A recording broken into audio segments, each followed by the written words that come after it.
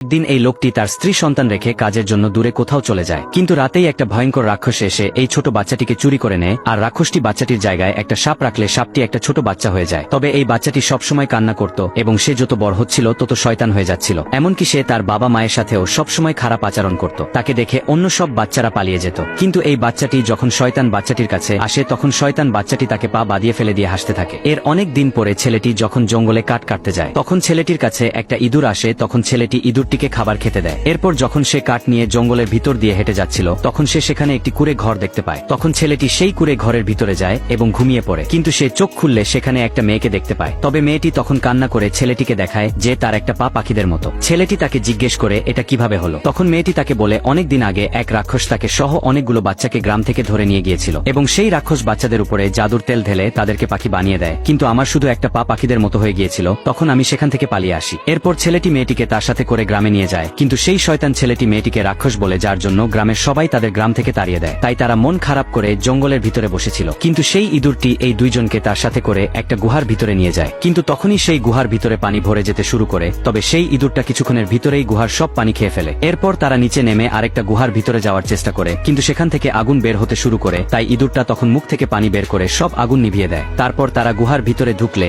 সেখানে ভয়ঙ্কর রাক্ষসকে ঘুমিয়ে থাকতে দেখতে পায়। এই সুযোগে ছেলেটি রাক্ষসের জাদুর চামচটি নিতে গেলেই রাক্ষসের ঘুম ভেঙে যায় এবং রাক্ষস ছেলেটিকে ধরে তাকে খাওয়ার চেষ্টা করে। কিন্তু ইঁদুরটি গিয়ে রাক্ষসের পায়ে কামড় দেয়, ফলে রাক্ষস তার পায়ে ব্যথা পায়। তখন মেয়েটি রাক্ষসের জাদুর চামচটা নিয়ে উপরে উঠে যায়। তবে রাক্ষস এটা দেখতে পেয়ে মেয়েটিকেই ধরার জন্য যায়। মেয়েটি তখন চালাকি করে চামচটি ছেলেটির কাছে ছুঁড়ে মারলে রাক্ষস সেটা ধরতে যেয়ে জাদুর তেলের ভিতরে পড়ে যায় এবং সে একটা বাদুর হয়ে উড়ে যায়। এরপর তারা সবগুলো বন্দি করা পাখিদের মুক্ত করে আবার আগের মতো বাচ্চা বানিয়ে দেয়। তারপর তারা সবগুলো বাচ্চাকে তাদের বাবা মায়ের কাছে পৌঁছে দেয়। এরপর ছেলেটি মেয়েটিকে নিয়ে তার আসল বাবা মায়ের কাছে নিয়ে যায়, কিন্তু শয়তান ছেলেটি তাদের বাধা দিতে থাকে। তখন ছেলেটি রাক্ষসের চামচটি শয়তান ছেলেটির সাথে স্পর্শ করলেই সে একটা সাপ হয়ে যায় এবং তখন রাক্ষসের লাঠিও বাতাসের সাথে উড়ে যায়। এরপর ছেলেটির সাথে মেয়েটির বিয়ে করিয়ে দেওয়া হয়।